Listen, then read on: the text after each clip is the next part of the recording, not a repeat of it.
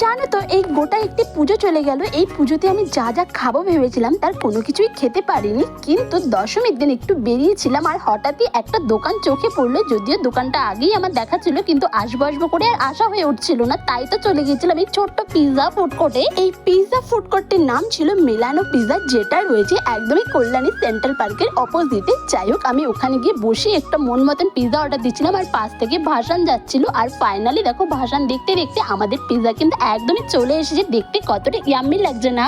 এটা ছিল cheese corn chicken pizza, যেটা দেখতে যতটা লোভনীয়, খেতে কিন্তু ভীষণ ভালো ছিল। আমি ভাবতে পারিনি যে ছোট্ট পিৎজা ফুড কোর্টের পিৎজা এত ভালো হবে। এর আগেও আমি অনেকে শুনেছি, বাট আমি কখনো খাইনি, আজ ফার্স্ট টাইম খেয়ে দেখবো।